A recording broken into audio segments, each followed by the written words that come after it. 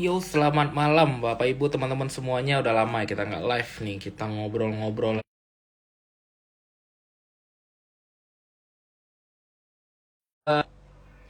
Internet gua nyangkut nih. Udah lama nggak ngobrol-ngobrol. Gimana kabarnya trading hari dari Senin ya? Senin hari ini. Udah cut loss apa aja nih? Daripada pusing ya kan, stres kan, mending kita langsung ngobrol-ngobrol aja ya. Kita akan langsung undang hari ini pembicara kita. Ya, beliau adalah seorang trader juga, profesional trader, mentoring juga ya. Halo bro, Muhammad Rami, apa kabar? Sekali dong kita IG live ya. Saya invite dulu nih, bro.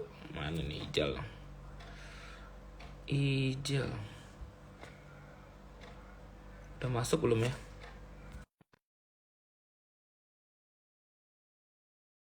Oh nih ya. Wah, pada suhu-suhu semua nih yang hari ini datang nonton ya, jadi nggak enak saya. Pada scalper-scalper hari ini udah cuan apa nih? Saya ya cuman pelipur lara aja lah ya.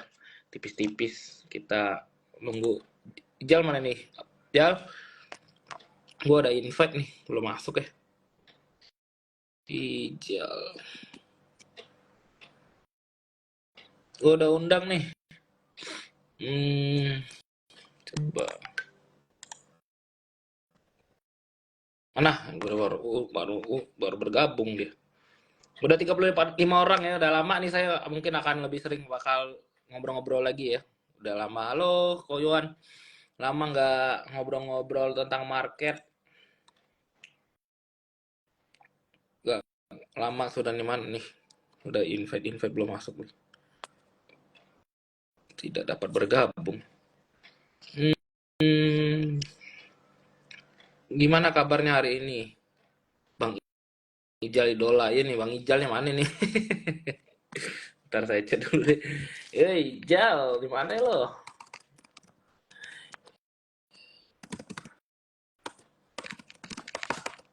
Udah lama gak live IG nih kayaknya.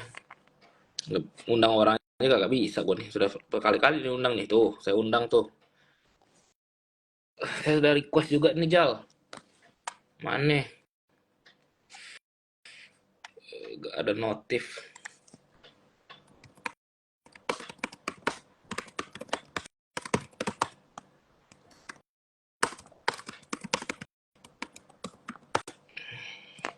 Halo, halo.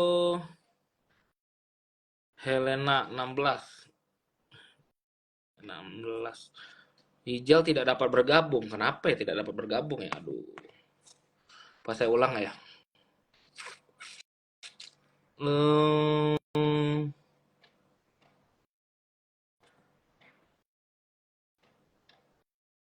saya udah terima nih permintaan bergabungnya. Nah, tes tes. Halo. Wis. Ya, halo, halo, halo, Tuh, halo. Ya emang kalau ampun. ngundang pakar ekonomi lihat ya. Gimana, gimana? Waduh, hari ini yang nonton banyak susu nih. Wah, banyak suhu. Ini Iya emang deh. suhu-suhu semua yang pada Ngeri nonton. saya.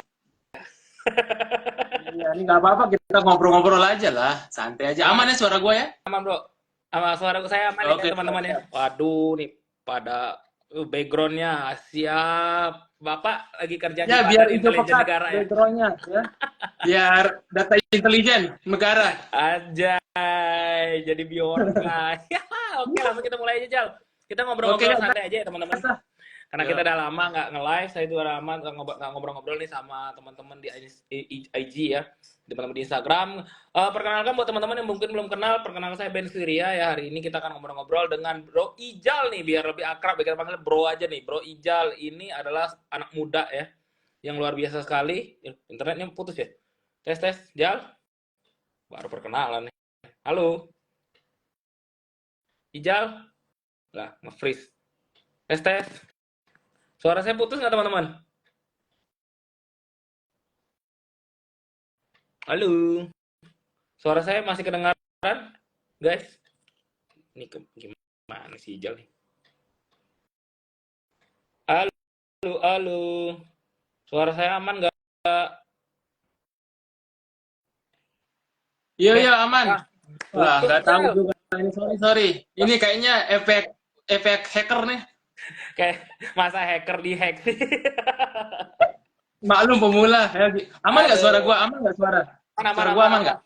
Gue baru perkenalkan tadi, Oke, baru siap, siap. memperkenalkan langsung putus tadi ya. Lanjut ya guys ya. Nah, kita ngobrol-ngobrol hari ini sama Bro Ijal ya. Jadi biar akrab kita panggil Bro Ijal aja. Beliau anak muda banget ya, masih Ya. muda, udah berkecimpung di dunia pasar modal sejak kuliah ya. Jadi kita langsung aja berkenalan dengan Ijal. Silakan Bro Ijal, kenalkan diri dulu nih buat teman-teman semuanya yang sudah nonton IG kita pada malam hari ini. Silakan. Oke, selamat malam warga Instagram ya. Ya. Luar biasa emang malam ini dan salam beat over ya. Salam beat over buat teman-teman. Kenalin, nama saya Ijal ya, bisa dipanggil Ijal. Saya memang berkecimpung di saham sih sejak kuliah ya, dari 2023 dikurangi 10. Nah, itu saya berkecimpung waktu itu tahun 2013 ya, teman-teman. Waktu zaman-zamannya memang pasar modal belum serami sekarang, di mana banyak sosmed segala macam, pernah melalui krisis 2015, 2020. Ya sama seperti kemarin lah juga, ini sih bukan hal yang baru ya.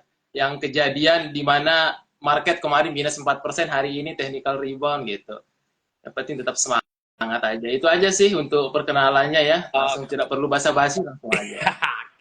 Ya teman-teman perlu tahu pasti kenapa market bisa tiba-tiba drop ya, tiba-tiba drop. Padahal sebelumnya mungkin Ijal kalau yang sering sudah follow Ijal ya, yang belum follow silakan follow dulu dong ya. Yang belum follow Ben Swiri dan Ijal nih langsung aja di follow nih biar gak ketinggalan ya. Karena selalu diupdate tuh sama Ijal tentang market sebelum jauh-jauh hari sebelum itu terjadi Ya, udah sebelum dikasih tahu ya. Iya, udah jauh-jauh hari, benar. Secara teknikal udah dikasih tahu ya bahwa ada bau-baunya sudah dikasih tahu, cuman kan biasa lah ya retail seperti kita ini suka bandel nih Bro Ijal, disuruh TP nggak mau TP nanti aja lah dulu, disuruh jual nggak mau jual, disuruh rising cash nggak mau cash. Kok bisa sih tiba-tiba market ini crash? Mungkin boleh dibahas sedikit ya dari Bro Ijal nih untuk market kita kemarin. Nikkei sempat minus dalam juga ya 13% gitu ya, market Jepang, indeks Jepang. Dan apakah itu pemicunya atau gara-gara suku bunga The Fed atau gara-gara dari isu makro lainnya? Silakan dibahas dulu dari Bro Ijal. Oke, sebenarnya Benz, untuk market yang terjadi akhir-akhir ini sih memang banyak disebabkan oleh faktor dari luar ya, global itu sendiri. Mulai dari di mana kita tahu The Fed kemarin agak sedikit lambat untuk merespon kenaikan suku bunga. Setelah rilisnya data pengangguran, itu kan membuat ekonom-ekonom di sana itu menganggap The Fed kayaknya harus perlu agresif. Nah, ini yang dikhawatirkan. Ketika agresif menurunkan suku bunga, bukannya membuat ekonomi Amerika itu bagus, malah nanti masuk ke perlambatan atau bisa masuk ke resesi. Nah, itu yang dikhawatirkan. Kemudian faktor global lainnya, kalau kita perhatikan, ada yang namanya carry trade ya, yang terjadi di mata uang yen Jepang. Kalau teman-teman tahu sendiri ya, carry trade itu sebenarnya investor atau institusi asing itu minjam dana ke Jepang gitu.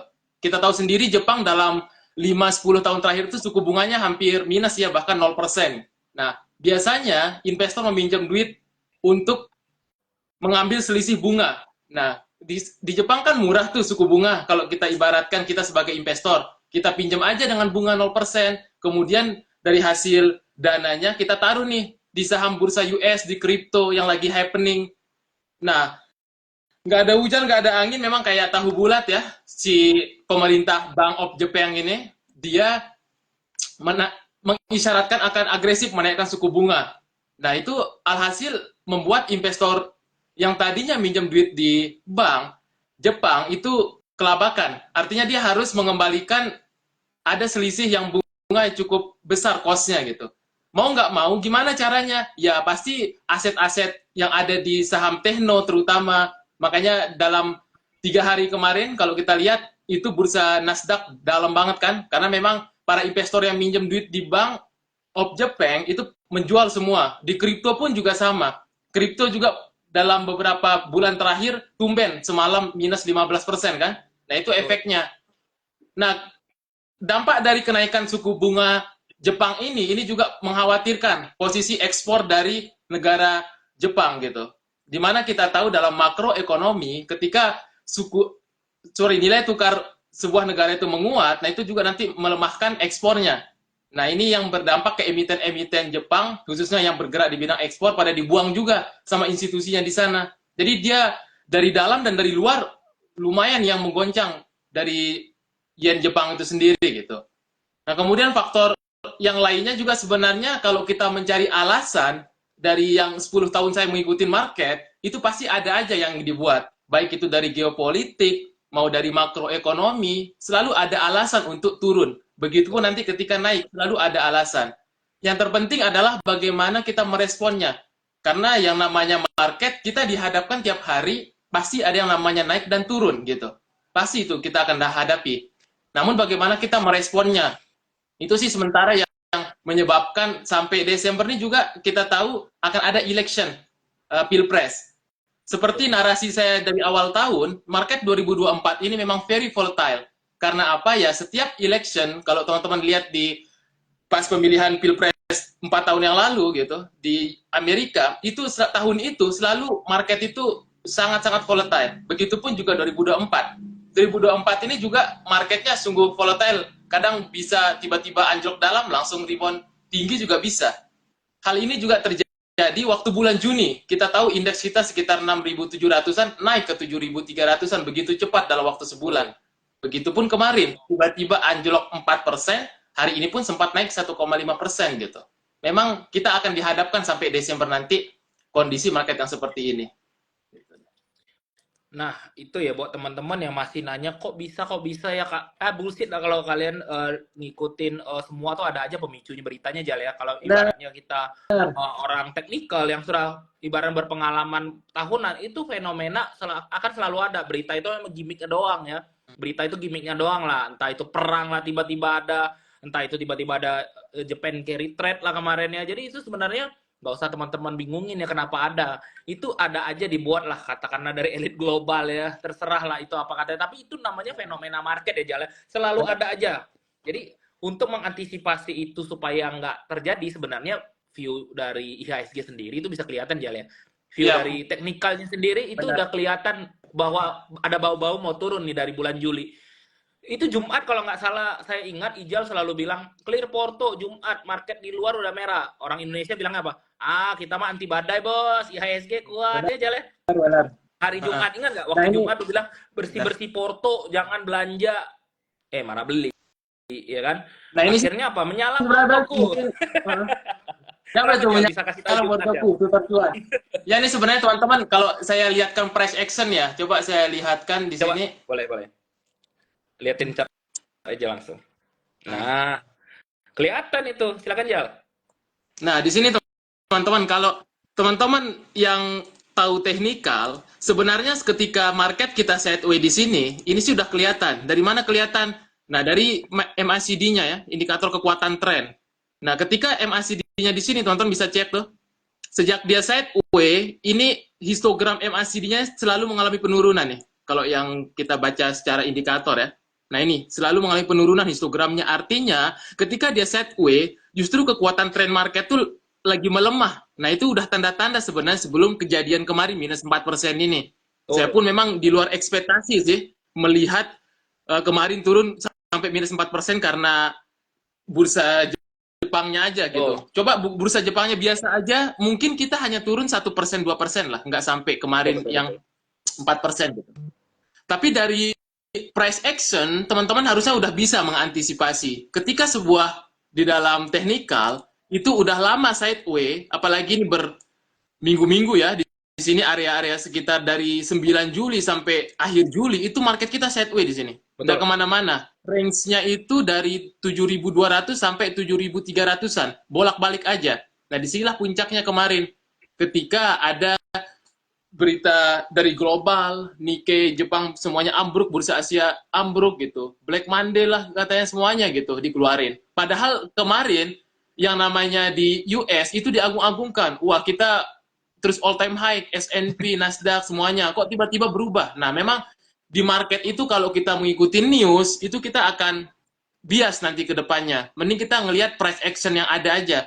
Karena itu di luar kontrol kita. Apa yang terjadi di global, apa yang terjadi dengan situasi sebuah negara, misal lagi perang atau apa, itu di luar kontrol kita. Kita nggak akan bisa kontrol. Yang bisa kita kontrol adalah manajemen risiko kita, bagaimana strategi kita, itu yang bisa kita kontrol sebenarnya di dalam menghadapi market sekarang ini. Nah, itu sih Benz untuk view-nya. Nah, sebenarnya kalau saya pingin jujur ya, saya sih lebih senang kalau IHSG hari ini dia merah dulu nutup gap-nya, karena kita masih punya hutang, teman-teman.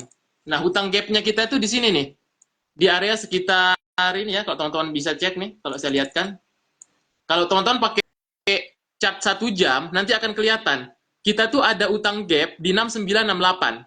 Nah, ini kita ada utang gap di sana. Saya sih prefer semoga saja Agustus ini ditutup, jangan September, karena kalau terlalu lama, pasti nanti dia akan ke sana turunnya arahnya market gitu. Betul, Dan betul. hari ini pun memang sifatnya technical rebound, karena dari pergerakan IHSG sendiri, kalau teman-teman cek, di sini memang pergerakan IHSG ini ya, dia kalau dari rasio Fibonacci memang lagi rebound di 50%, wajar kemarin itu memang ada perlawanan di akhir sesi, kemudian hari ini sempat hijau gitu. Dan hari ini pun tidak bisa dikatakan udah rebound beneran, hanya technical rebound karena hari ini dia tidak mampu membuat new high yang kemarin di level 7184-nya. Jadi kenaikan hari ini memang hal yang wajar. Dari setiap penurunan dalam pasti ada yang namanya technical rebound gitu. Atau bahasa teknikalnya DCB lah ya, dead cat bounce gitu. Tapi kita harapkan untuk besok sih masih tipis aja nampaknya hijau. Ini kalau saya perhatikan bursa US do future-nya ini udah mulai berkurang. Dari tadi pagi itu 1%, sekarang cuma 0,19. Karena memang sifatnya masih rebound sesaat aja. Dan saya memang berharap sih dia nutup gap sekalian. Agar kita tenang perjalanan sampai akhir tahun nanti di 6968. Karena kalau belum ditutup, masih belum tenang untuk kita pergerakan di bulan-bulan depannya nanti. Sip. Ini mungkin pada banyak yang mau nanya, Bang, saya nyangkut saham ini, bentar ya, habis ini ya, kita mau bahas-bahas dulu. Habis ini ya, buat yang nanya, mungkin tidak bisa, ada yang mungkin nggak bisa tidur, Bro Ijal nih, sampai ada yang nggak bisa tidur ya, ada yang sampai nggak bisa makan ya. Nanti ya kita akan jawab pertanyaan teman-teman kalau tanya soal saham yang sangkut ya. Tapi kita mau bahas dulu. Sebenarnya IHSG ini sudah jebol dari MA 200-nya ya, Jal ya. Sudah jebol dari MA 200-nya. Kemudian hari ini tech bond-nya juga pas banget closingnya di MA 200, deket-deket lah ya. Jadi mungkin akan, kalau prediksinya Bro Ijal tadi ada hijau dikit. Dan kalaupun ini ada isu dikit perang lagi ya, tadi saya dapat berita tuh ada perang lagi tuh, GoFood-nya merah ya. Ya, besok perang. Ya biasa Timur nih, Tengah setiap hari perang terus gitu. Ya itu gimmick lah ya guys ya. Jadi teman-teman ini kalau lu orang nyangkut kemudian nanya mentor A, mentor B, nonton live IG, live TikTok, itu nggak ada jawabannya kalau teman-teman nggak pernah mau belajar ya. Akan selalu kayak gini terus ya Jal ya. Kalau nggak pernah kita mau belajar dengan apapun yang terjadi di masa lampau ya kan, selalu di pasar saham kita selalu bilang history is will repeat itself ya, pasti akan berulang dan berulang. Kalau sudah berulang kita masih tolol terus ya nggak mau belajar ya akan susah ya. Mau nyari mentor Superman juga kagak bisa, Captain Marvel juga nggak bisa bantu porto Anda ya. Jadi inilah hari ini kami mau edukasi nih dari Bro Ijal bahwa teman-teman itu jangan cuma mau disuapin terus nih, makanya kita bawa pakarnya langsung. Apa nih kira-kira Jal peluang yang bisa kita ambil untuk jam sekarang? Apakah serok kata orangnya kan, udah murah. Apakah kita memang harus menghindari dulu market sampai mereda dulu nih hantaman ini, masih pisau jatuh ya. Kalau tangkap di sekarang mungkin hari ini bisa cuan hapcu ya. Ini kalau besok trading kayak begini lagi bisa bonyok juga Bro Ijal. Jadi mungkin boleh dikasih tahu nih ke teman-teman harus gimana nih strategi untuk investasi maupun trading jangka pendeknya, silakan. Oke Bro Benz, untuk memang strategi kita menjelang akhir 2025 memang harus sedikit ketat ya. Pertama teman-teman harus cek dulu profil risiko teman-teman. Apakah teman-teman ini tipikal trader atau investor? Nah, kalau investor, justru momentum-momentum merah ini adalah peluang. Karena jarang momentum seperti ini setiap tahunnya. Kemarin terakhir kita di bulan Juni ya, kalau teman-teman perhatikan, waktu itu BRI 4.100, BCA di bawah 9.000. Nah, itu sekarang kita jarang temukan itu. Nah, kalau kita yang tipikal investor, memang momentum seperti ini peluang untuk kita akumulasi lagi gitu. Nah, tapi dengan catatan, teman-teman jangan all in. Kalau yang tipikal investor long term, tetap harus ada selalu sedia cash. Karena market 2024 ini, yang seperti saya katakan tadi, menjelang Pilpres USA ini, benar-benar volatilnya minta ampun gitu. Ada saja narasi-narasi yang akan dibuat ke depannya gitu menjelang akhir tahun ini atau menjelang November lah, kan dia pemilihan November ya gitu. Dimana kita tahu sendiri pertahanan Partai Demokrat di Amerika itu ya pasti mau tidak mau akan menjaga juga kalau saya pikir indeks USA-nya ya gitu, karena jangan sampai dia nanti itu bisa menjadi diserang untuk pas waktu debat pilpresnya.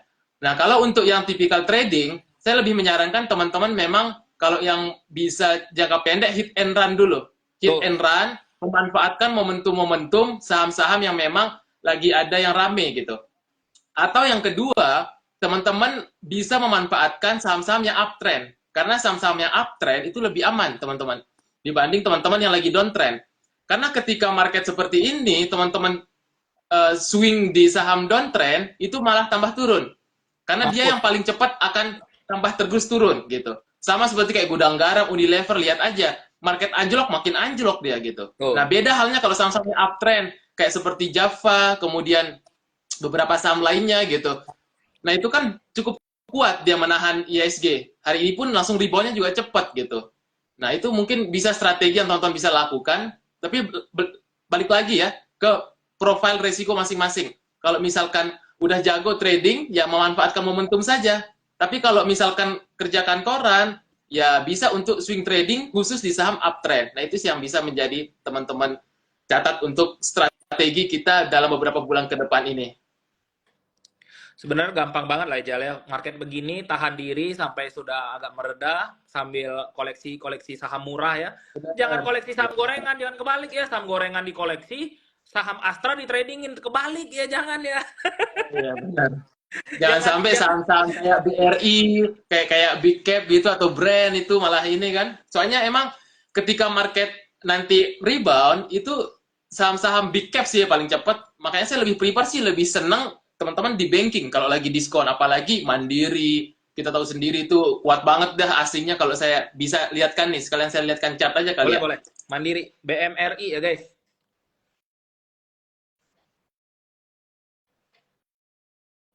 Bentar, mana nih? Oh, nggak kelihatan ya. Dicatat nih Nah, ini buat yang belum punya atau yang sudah punya. iya, nah sebenarnya sih kalau narasi saya ya teman-teman, untuk banking di tahun ini yang bisa all time high, kemarin saya udah prediksi itu BCA, ternyata benar. Ketika rilis kinerja itu BCA all time high sekali, ya, nyampe. Nah, makanya paling gampang sebenarnya nyari cuan di market, khususnya di bank, itu BCA paling gampang. Ketika nanti teman-teman menemukan bulan Agustus September ini BCA itu turun, dia turunnya itu ke level area sekitar 9.400 sampai 9.600 saja itu udah mulai nabung kalau dikasih, tapi ya karena memang jujur kuat banget BCA kali ini, karena yang pertama dari faktor foreign inflow-nya ya. Nah, ini foreign inflow-nya nih, BCA ini cukup kuat sekali. Dan yang kedua karena kinerja bank satu-satunya yang buku 4 yang 2 digit itu hanya BCA, sisanya cuma 1 digit kuartal 2 kemarin gitu. Dan dia BCA ini juga menjadi mother of ISG, ya, menjadi tulang punggung ISG. Ketika fund-fund ingin menaikkan ISG, paling gampang tuh pakai BCA gitu. Nah, ini bisa banget nih kalau teman-teman menemukan nanti ada koreksi. Karena sekarang sih masih uptrend banget ya, masih di atas MA 200. Saya sih berharap banget nih kalau bisa dekat MA 200 9.500, tapi nyatanya malah kemarin diskonnya biasa aja walau ISG minus 4% gitu. Itu sih pertanda sebenarnya bahwa market kita ini masih oke aja gitu kestabilannya. Tanda-tanda bahaya tuh ketika menemukan BCA sehari minus 7%. Nah, itu tuh udah pasti krisis itu. Mampus. Kalau belum terjadi seperti itu, nah itu tuh belum. Itu cuma sekedar ya koreksi wajar lah karena udah naik banyak dari Juni gitu. Nah, itu tanda-tandanya melihat market.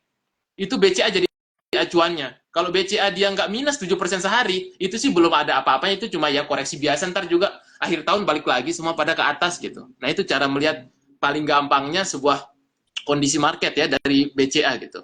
Kemudian kalau teman-teman perhatikan juga Mandiri di sini ya. Bank Mandiri ini memang dari tipikal porsi kekuatan fundamentalnya, ini kan dia lebih banyak institusi ya, beda dengan BRI yang banyak retail gitu.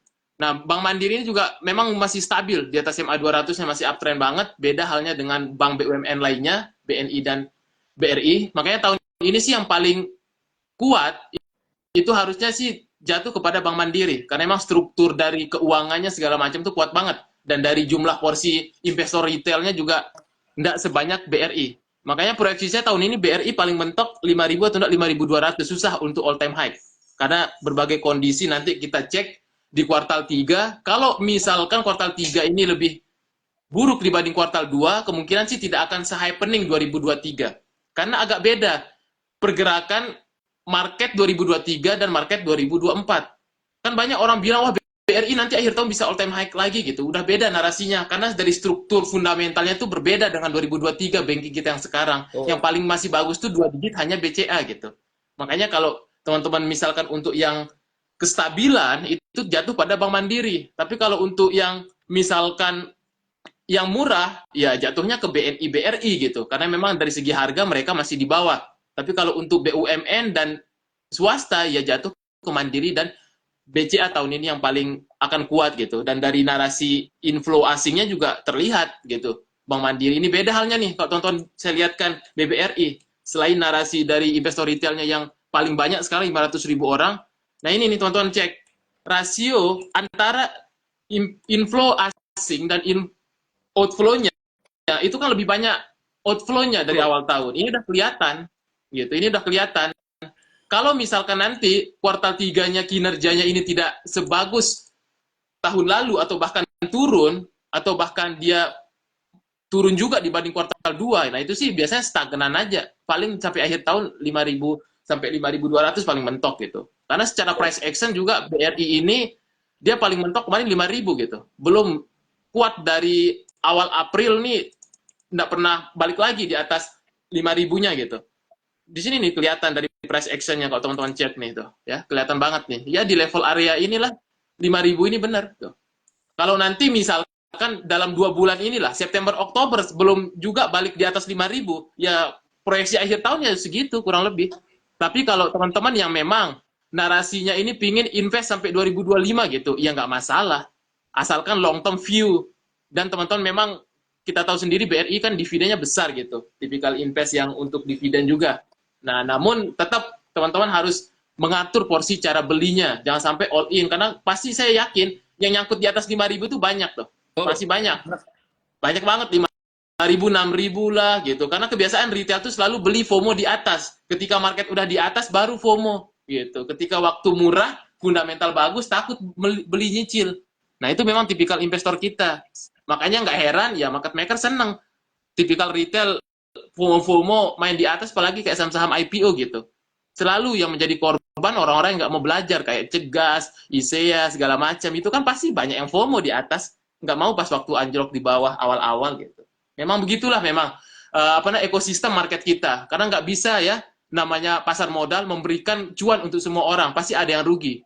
Karena itulah mekanisme perdagangan, ada yang cuan, ada yang rugi gitu. Kalau semua cuan, namanya lembaga sosial gitu, lembaga amal market kita. Lembaga sosial ya. Nggak ada Iya, lagi yang gitu. ntar Nah, ini FOMO sih terakhir terkena. paling BBNI ya. Kalau untuk BBNI sih so far kalau dari segi fundamental ya kalau kita bandingin semuanya emang BNI yang nomor satu ya kalau dari semua rasio gitu. Tapi kalau kita lihat dari kenaikannya ini sih teman-teman harusnya udah banyak panen ya. Saya juga udah ngomong waktu bulan-bulan Juni ini nih, waktu kalau yang sering lihat story saya ya, untuk BNI ini udah naik lumayan gitu dari Juni kalau teman-teman yang nabung tuh udah rata-rata naik 17 sampai 19%. BRI pun juga gitu. Makanya paling enaknya emang banking kalau teman-teman menemukan lagi mini crisis di Agustus September ini. Itu paling gampangnya karena ketika recovery, market big cap-nya fund-fund tuh selalu pasti masukin dana di big cap dulu, baru nanti lapis 2, lapis 3-nya biasanya. Karena itu keranjang portofolio mereka.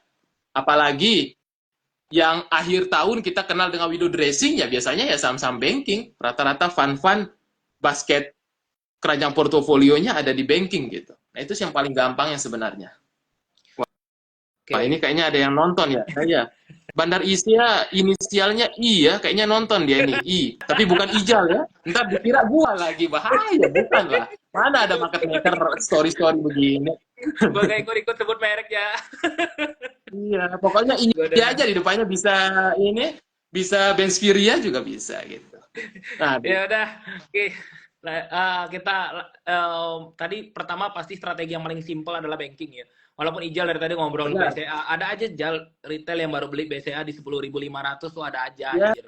Wah heran memang gua. begitu retail itu. emang gitu, Benz. Yang saya perhatikan dalam 10 tahun terakhir, orang-orang tuh emang begitu. Tipikal masyarakat Indonesia gitu tuh, khususnya ya. Dia tuh selalu FOMO di atas ya. FOMO-nya tuh selalu di atas. Nggak mau waktu dia di bawah, dengan catatan, fundamentalnya bagus. Ya ngapain takut? Coba diubah mindsetnya. Kayak belanja di Shopee. Kita kalau belanja di Shopee, mau barang mahal atau barang murah, Benz? Wah, barang bagus tapi murah dong. Iya, makanya sama dengan di market sebenarnya. Ketika menghadapi market gonjang-ganjing, tentunya kita senang. Kapan lagi nih bisa BRI 4.100? Kapan lagi gitu? BCA bisa 9.000.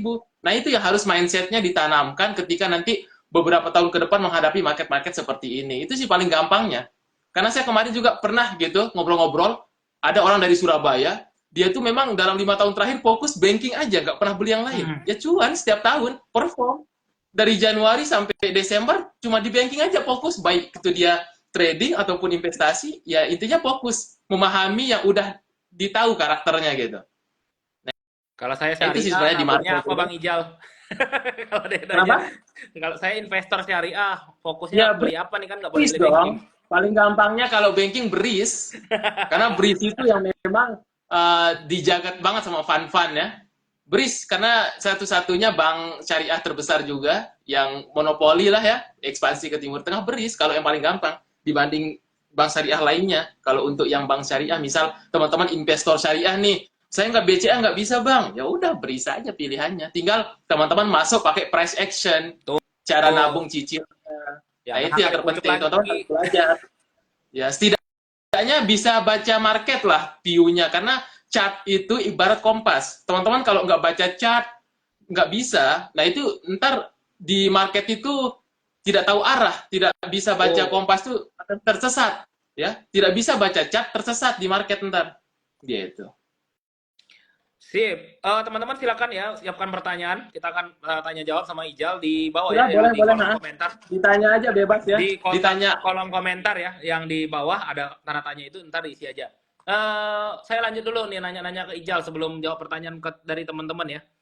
Bro, kalau misalnya tadi kita udah bahas tentang banking itu adalah peluang, ada nggak sektor-sektor yang ada tanda khusus dari Bro Ijal untuk dihindari dulu nih sektor-sektornya untuk sampai market meredah lah.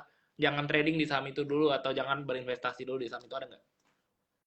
Sebenarnya kalau sektoralnya emang yang lagi agak melambat ini ya, sektor-sektor basic kayaknya ya, yang kayak Tekim INKP itu udah mulai jenuh semua itu. Nah itu kayaknya agak kurang sektor-sektor basic ini.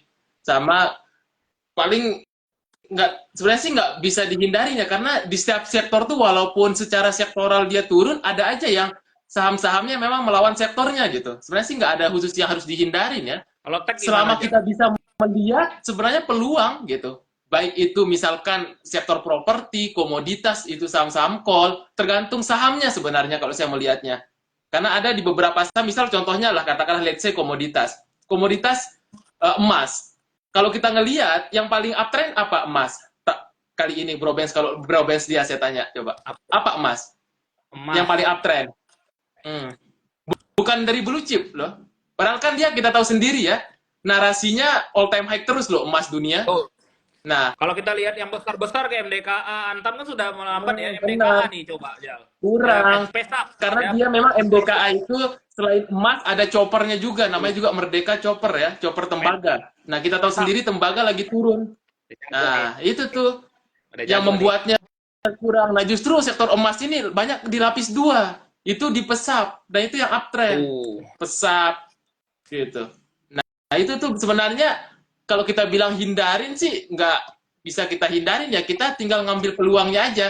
Karena setiap sektoral itu, walaupun kadang ada sektornya lagi melempem, ada saham yang memang dia bergerak di luar sektornya gitu. Nah, itu sih yang saya lihat. Tapi kalau selain finance ya, kalau dari saya sih saya lebih senang sekarang ini komoditas batu bara, karena memang beberapa bulan terakhir udah mulai rebound, dan narasi-narasi untuk penggunaan batu bara juga masih tidak akan hilang sih dalam beberapa tahun ke depan. Makanya itu kayak Adaro, saya lebih prefer yang uptrend ya. Tuh. Kalau untuk yang swing, tapi kalau teman-teman yang dividen stock ya nggak masalah kayak ITMG, PTBA. Tapi kalau yang uptrend dan dia biasanya habis bagi dividen suka ke atas lagi, itu saya paling senang Adaro gitu. Kemudian bisa juga lapis duanya KKGI dan Doit. Kalau yang Doit loh yang suka. uptrend, ya kalau yang uptrend. Kalau teman-teman yang senang batu bara gitu. Karena kalau misalkan teman-teman balik lagi ya, karena saham batu bara itu siklikal. Dia tahun ini memang bukan tahunnya. Terakhir tahun batu bara itu di 2022 ketika happening batu bara. Makanya orang kaya nomor satu di Indonesia waktu 2022 kan Pak Lodo Tukwong. Betul. Datuk Lodo Iya, Tukwong ya. Karena emang iya. bulan gila-gilaan. Karena setiap tahun memang narasinya berbeda-beda, Benz. Kita harus fleksibel dengan market. Setiap saham ada masanya dan setiap masa ada sahamnya. Jangan sampai teman-teman karena ngelihat dulu 2020 zaman-zaman Covid sektor bank digital kemudian farmasi malah denial gitu. Nggak akan setiap tahun perform seperti itu. Nah, itu yang harus kita menurut saya teman-teman yang nonton di sini itu harus menjadi seperti bunglon. Investor atau trader seperti bunglon bisa beradaptasi dengan kondisi yang ada. Kalau memang kondisinya tidak memungkinkan sektor ini untuk perform, baik itu kebijakan pemerintah atau story-storynya tidak ada, yang ngapain dipaksain? Banyak sekali mungkin teman di luar sana yang masih nyangkut KAIP 7.000, yang denial, nggak mau CL segala macam. Banyak. Bahkan yang nyangkut Arto pun banyak. Saya bilang, mau gimana pun narasi dibangun Arto, karena memang udah bukan tahun happening bank digital, ya akan susah. Kecuali kalau nanti kita ada COVID lagi, mungkin bisa, saya bilang gitu. Makanya banyak sekali gitu orang-orang yang memang tidak beradaptasi dengan kondisi siklus market setiap tahunnya. Nah, itu Betul yang harus banget sih. teman-teman tanamkan sebenarnya. Misalkan tahun ini, kalau saya lihat tahun ini sih masih oke tuh. Pertama, sektor finance, sektor komoditas, saya suka pakan ayam juga ya. Terutama Java yang uptrend. Nah, karena memang dalam kinerja 2 tahun terakhir ini, beberapa tahun, 1 tahun terakhir ini sih, dan beberapa bulan kemarin, kuartal 1, kuartal 2-nya juga ya, itu Java itu performnya luar biasa. Salah satunya disebabkan karena harga jagung dunia lagi turun. Nah, itu yang membuat kinerjanya bagus. Makanya nggak heran, kemarin kuartal 2 Java naik 1.500% labanya. Nah, itu saya senang.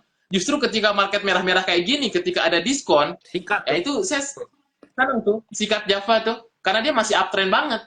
Dan narasi fundamentalnya pun ada gitu. Narasi untuk story dari sektoralnya pun oke gitu. Nah, sebenarnya sih itu yang bisa kita manfaatkan dalam kondisi sekarang ini. Kita harus tahu saham yang memang masih ada story, mungkin kita bisa cek dari bandarmologi ataupun apapun itu, dari price action juga bisa, dan juga faktor fundamental kalau memang masih bagus ya why not gitu. Kalau kita itu menjadi peluang bisa kita manfaatkan ketika kondisi market lagi volatile seperti ini. Ayam lagi naik harga tuh katanya, tapi bukan ayam yang lain ya guys ya. Ayam Iya, potong. jangan ayam yang lain, ntar ayam ini, soalnya jenis ayam banyak kan? Iya, ada ayam Jangan salah kampung, ayam ya. ada ayam di kota gitu, ada ayam apa lah gitu. Disuruh Banyak lah. haka Java malah haka ayam nanti kan salah ya kan. Iya, jangan ya, beda. Kalau saham ayam dia crossing aja ya, agak terlalu ini kalau ayam ya. Bukan. Oke, nah ini ya, jadi kalau dari Ijal tadi ngomongnya kita kunci ya satu kata ya, story. Jadi apapun sebenarnya sektoralnya, kalau dia punya story yang bagus, entah itu dia punya corporate action lah, dia punya mau backdoor listing lah, dia mau isu lah, apapun agendanya. Ibaratnya kalau suatu saham itu ada hajatannya, itu masukin ke stock universe. Jadi jangan ikut-ikut orang, apalagi ke pom-pom influencer A, influencer B, siapapun itu yang Anda dewakan ya, suatu hari Anda pasti akan sangkut gitu kalau nggak punya ilmu ibaratnya analisa ya, technical, minimal kompas tadi punya ya kalau dari Ijal bilang. Jadi jangan ngikuti kompas orang gitu loh. Ijal suruh terjun, ntar lu terjun. Bahkan jangan percaya sama kita berdua. Iya kan, Jal? Iya, jangan Jadi lah, harus semuanya riset disukai orang sendiri lah. juga, benar. Harus Kita lihat harus dengan mata punya confidence terbuka. sendiri lah. Jadi kita bisa lihat market ini, menilai sendiri. Jadi jangan telan mentah-mentah siapapun itu, termasuk kami berdua ya. Jadi maupun itu sektoralnya jelek sekalipun, tapi ada satu hidden gem-nya ya. Nah, bukan pom-pom saham nih. Hidden gem-nya itu bisa memberikan value buat kita. Kenapa nggak kita koleksi itu saham kayak gitu ya. Dan kalau pertanyaannya nih Jal, Bang, gue Apa itu? punya Porto katanya. Gue punya Porto, tapi kelanjur udah banyak nih ke Indomaret merah. Kalau saya cut loss, totally loss-nya sudah mau 50%, bahkan 70%. Saya harus ngapain Bang? Mau nunggu sampai akhir tahun kah? Cut loss sakit? Mau average gone nggak ada duit? Gimana tuh? Penyakit orang-orang tuh.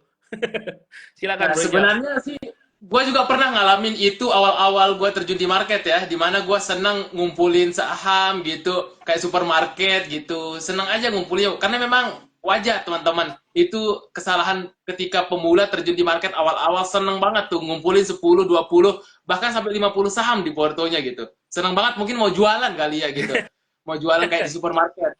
Nah memang yang menjadi kendalanya adalah ketika teman-teman misalkan hanya duit pas-pasan, mau nggak mau teman-teman harus melihat porsi portonya dulu, sizingnya. Mana yang bisa diselamatkan, mana yang nggak bisa. Nah itu harus dicek. Kan kadang kala juga pasti setiap kita pernah nyangkut lah. Saya dulu zaman-zaman Posa, Nusa itu saya pernah kena kan, zaman Beni Cokro dulu sama-sama Benjok kan. Nah, pasti setiap orang punya dosa masa lalu di portonya, di sahamnya. Pasti pernah merasakan nyangkut di saham-saham nggak jelas lah, gorengan nggak jelas. Nah, namun yang menjadi pelajarannya adalah jangan sampai di kemudian hari kita melakukan atau kesalahan yang sama.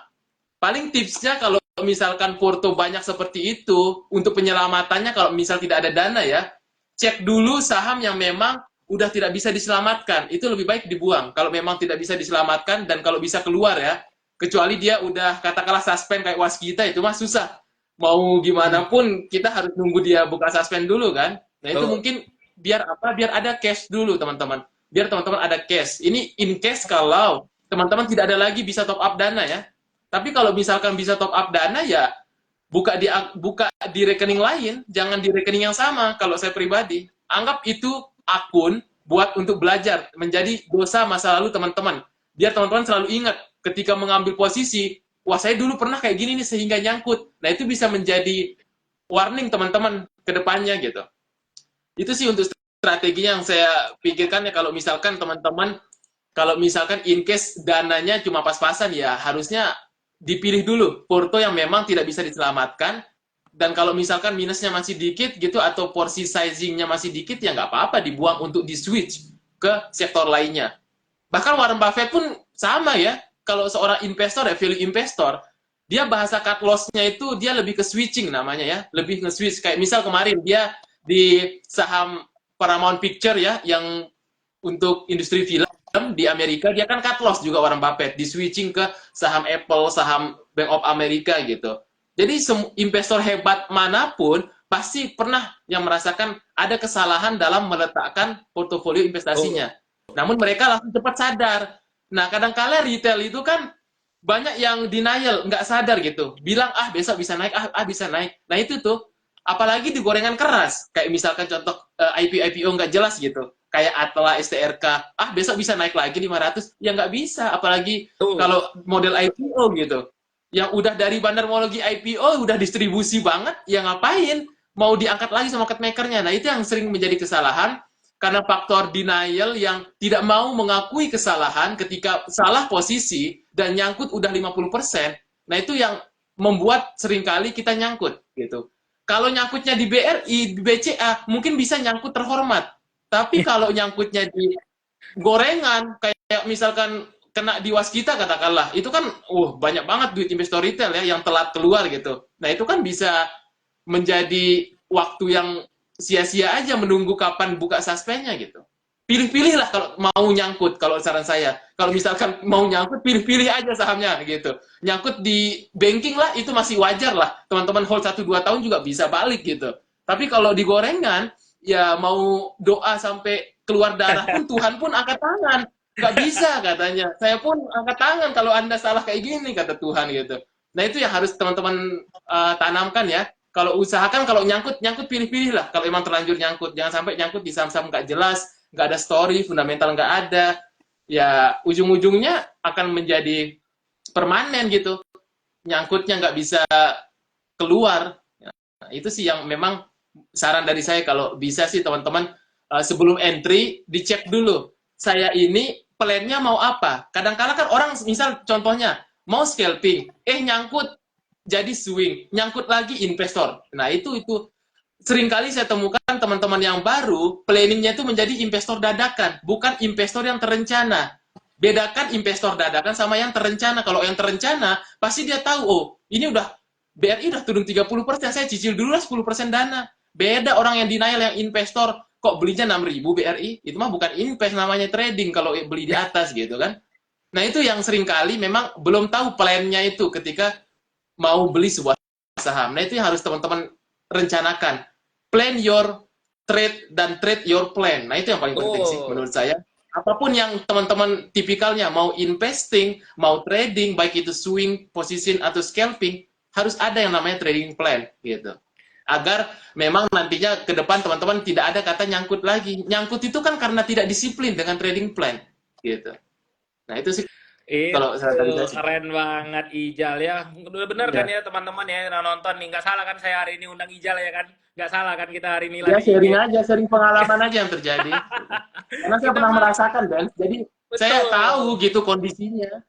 Kita mah orangnya jujur li aja ya. Kita orangnya buka-bukaan Iya. aja. Kita nggak kayak influencer-influencer lain. Kayak ya ya udah nggak apa-apa lah. Namanya juga biasa lah trading ada loss. Ya kalau lu loss terus itu tolol namanya memang kita Iya goblok aja ya. kalau mau belajar Lewat itu ya, ya mending kan. jangan trading kalau loss mulu. Mending lebih baik masuk di reksadana pasar uang aja. Risikonya kecil, nggak ada bahkan gitu kan. Tadi Ijal ada Kalau bisa singgung sih soal IPO trading guys. ya bertumbuh lah. Betul. Jal, tadi Ijal Apa ada, tuh? Bro Ijal ada nyinggung soal IPO nih guys. Ayo, ayo komen-komen Hmm, dulu. Besok ada IPO apa nih? Ada dekat-dekat ada 2 biji nih IPO. Ayo komen-komen dulu biar ada rame-rame ya. nih. Besok listing nih. Seru nih besok listing. Seru nih, IPO seru, nih. Nah seru ini nih. juga, Mumpung dari nah ini juga sih, daripada Bes. manyun ya Benar. kan? eh, tahun ini juga mungkin tahun hidden gem bagi saham-saham lapis 3 dan IPO. Karena ini saya lihatkan data ya. Kalau melihat data, untuk perform tahun ini, itu banyak di lapis 3 teman-teman, yang beggar. Nah, ini kalau saya lihatkan datanya bentar. Nah, Yo ini komen saya lihatkan dulu. data. Nah, nih, kalau saya lihatkan data, untuk Yo. di tahun 2024, itu memang tahun saham-saham lapis 3. Nah, karena apa? Nah, mungkin teman-teman banyak yang nggak sadar. Coba teman-teman cek, ada nggak yang punya KRW atau Foru atau Seraj dari awal tahun? Kalau kita lihat performnya dari awal Januari ke KARW itu 2.500%, Foru 1.300%, Seraj 600%, gitu. Kemudian Agar, Laba, DSSA, Gula, SMDM, Pesat, Esesia, Semil, dan sebagainya. Memang 2024 ini agak unik, Benz, kalau gue lihat Betul. gitu.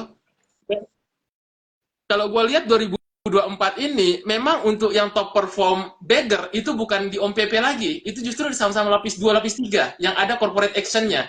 Sama saham IPO. Nah, itu tuh yang gue lihat kalau mau dapat beggar. Kalau untuk strategi 2024 sisa akhir ini gitu. Paling kalaupun di saham OMPP, ya nggak akan bisa dapat beggar. Paling, let's say, dapat lah untuk akhir tahun 20-30% gitu. Tapi tergantung timing teman-teman bisa entry. Nah, itu kan yang menjadi permasalahan. Nggak setiap orang bisa untuk membaca chat gitu. Kalau misalkan yang udah bisa baca chat, ya oke-oke aja. Di saham Om PP justru bisa menjadi ATM setiap bulannya gitu. Kayak hari ini, Cuan dan Brand kan lumayan jadi ATM di Bro Benz juga tadi dapat di Cuan kan, gitu. Salah pencet Enak, ya. iya. Makanya saat-saatnya saya justru senang memang kalau kondisi kayak gini di saham Om PP aja fokus Cuan, BTRO, Brand, enak tuh. Ketika anjlok-anjlok sambil lihat teknikalnya, enak, baik masih ngasih cuan lah gitu.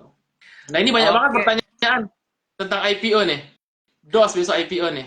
Jal, sebelum kita Iya. bahas DOS nih, ayo siapa nih yang mau dibahas? Banyak banget yang tadi bahas DOS arah berapa kali katanya. Sebelum Ijal bahas Nah nih dong, ini di nih, follow dulu dong ya. Follow dulu Jal, follow dulu Jal. gokil ini. Follow dulu kita.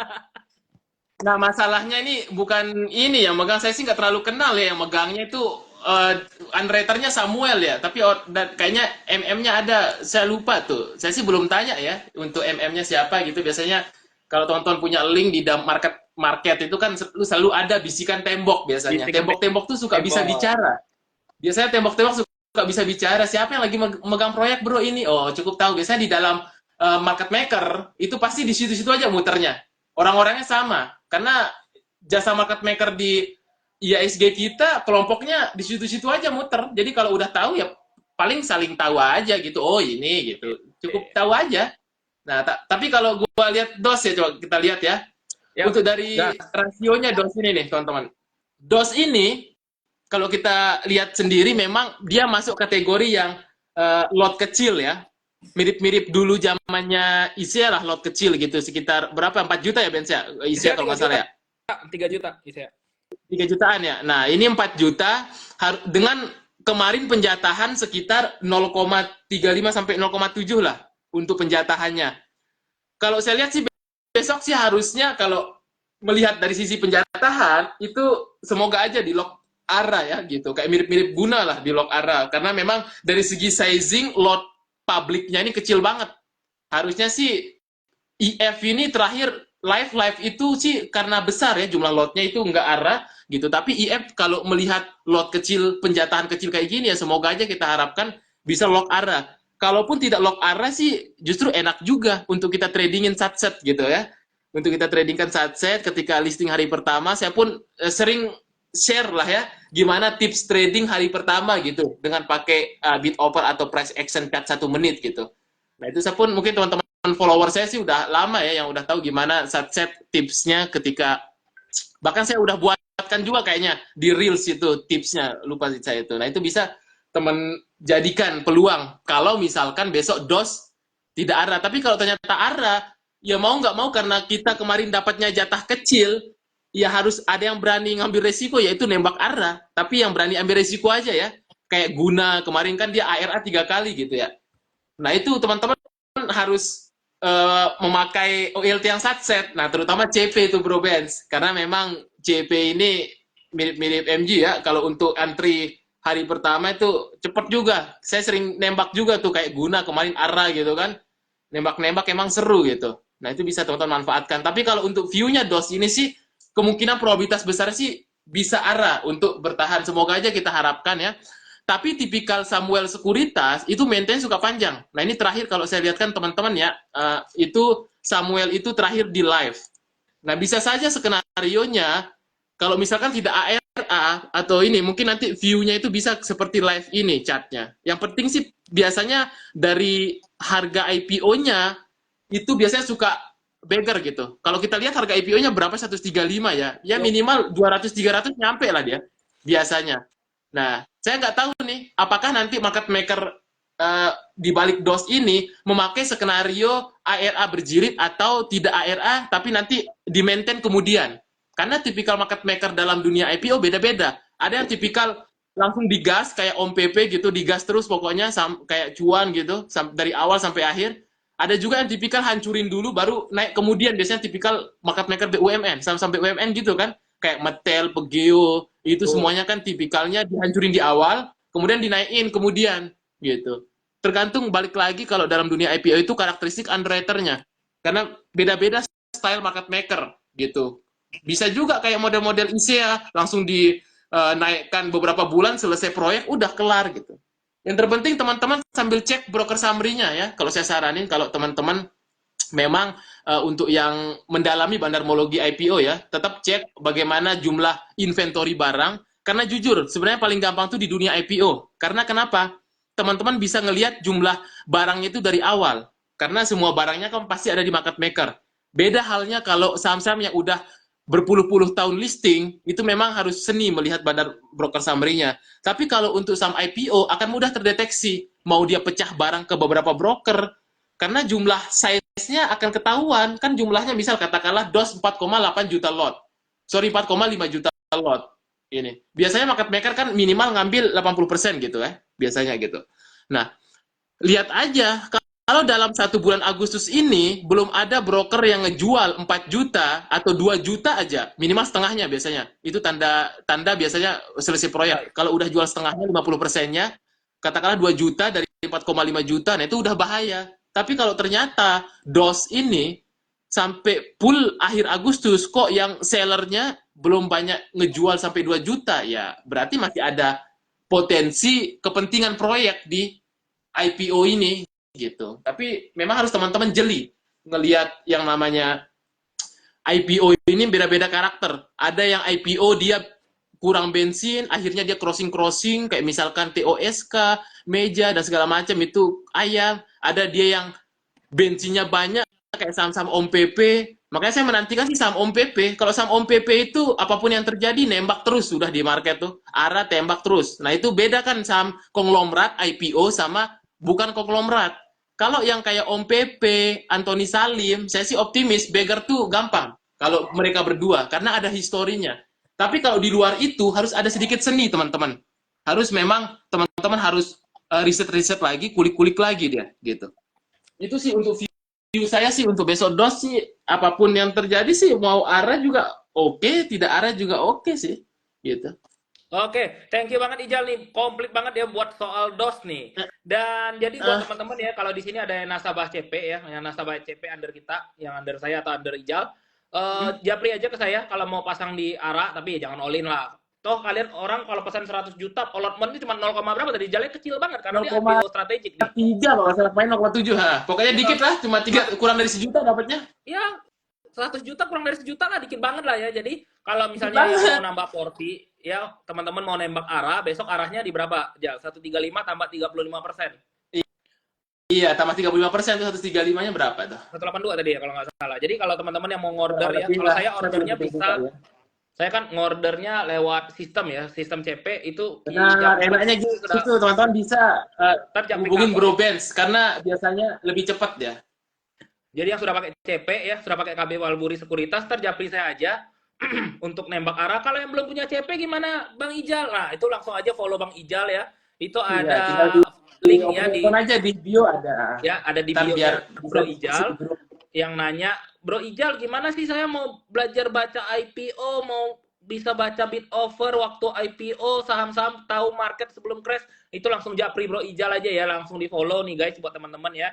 Silakan di-follow ya, teman-teman ada linknya juga di sana. Jadi buat teman-teman yang mau join ke tempatnya Ijal ya, tempat grupnya Bro Ijal nih langsung di mentoring, langsung aja japri aja ke Ijal, dia di DM ya, dibalas kok ya. Jadi Bro Ijal nih pasti akan memberikan solusi buat teman-teman daripada lu orang ikut arus sana arus sini, kena tipu sana kena tipu sini, mending belajar. Makanya saya bilang kita itu nggak pernah pom-pom, yang penting lu belajar ilmunya yang bener, akhirnya kita Benar. arahin aja, kita berlayar bersama, bukan lu orang suruh narikin kapal ya. Jadi teman-teman itu nggak ke ini, nggak ke tipu terus ya. Masa mau sih ditipu si A si B si C, gak capek apa, selalu akan ada ya orang-orang tipu, titip dana ya, pom-pom itu kan selalu ada nih. Jadi mendingan kita belajar Benar. ilmunya benar. Apakah belajar Bang Ijal pasti tidak akan rugi? Belum tentu juga, pasti rugi pasti. Tapi Tuh. kita setidaknya punya arah gitu ya bro Setidaknya ya. Nggak minimalkan kerasa risiko dong. lah.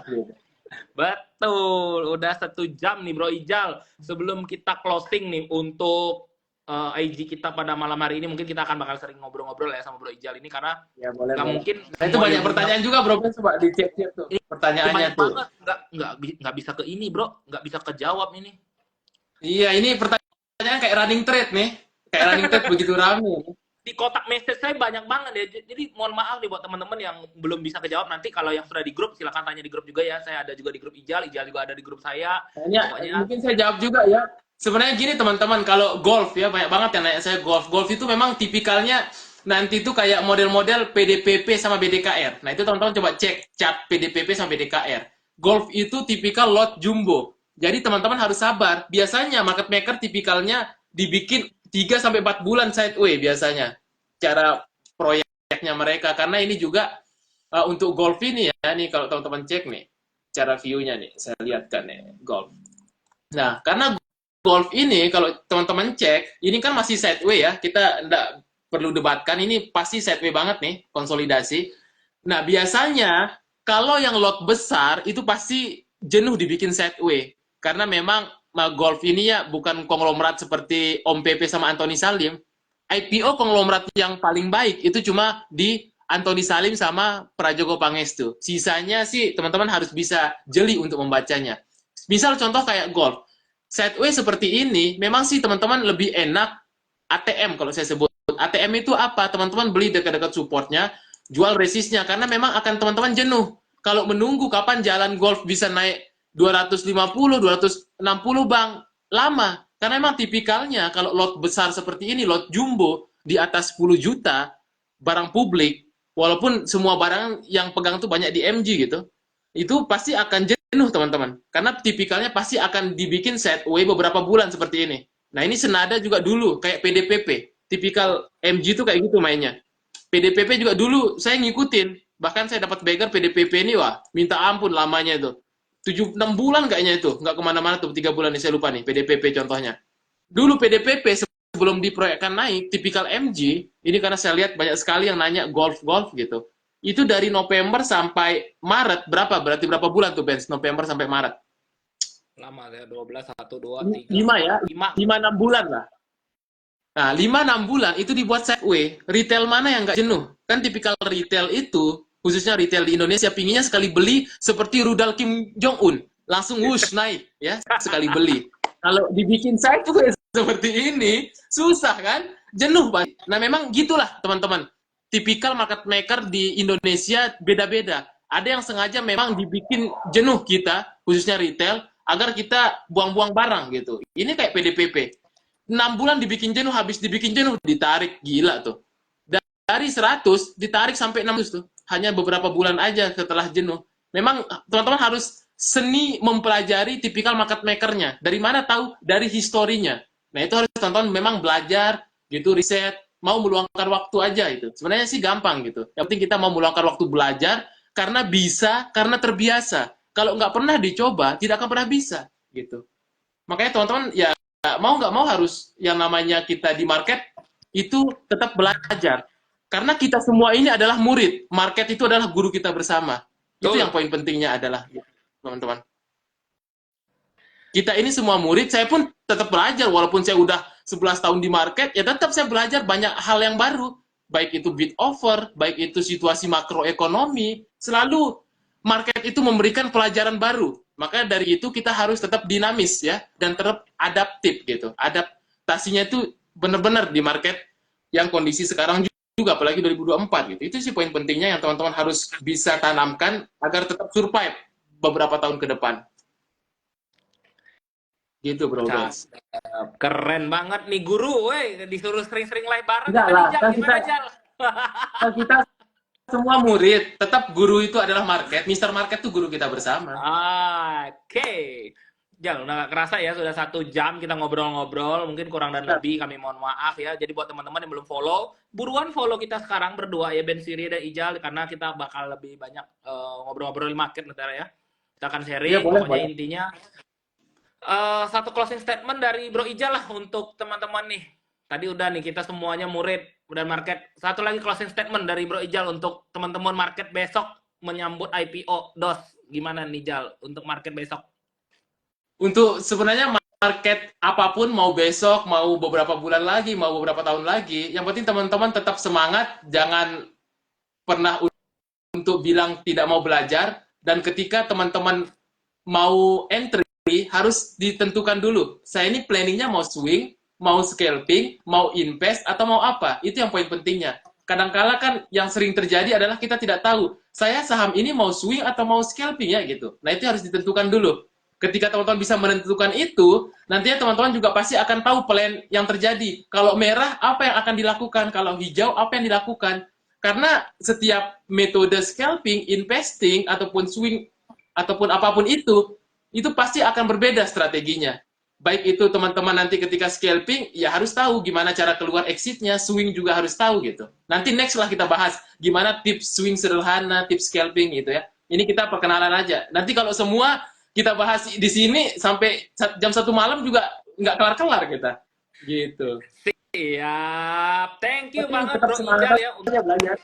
Siap, untuk saya juga waktunya. terima kasih teman-teman yang udah nonton. Saya apresiasi sebesar-besarnya juga yang meluangkan waktunya malam ini. Semoga bermanfaat live kita. Ntar kita sering ngobrol-ngobrol lah.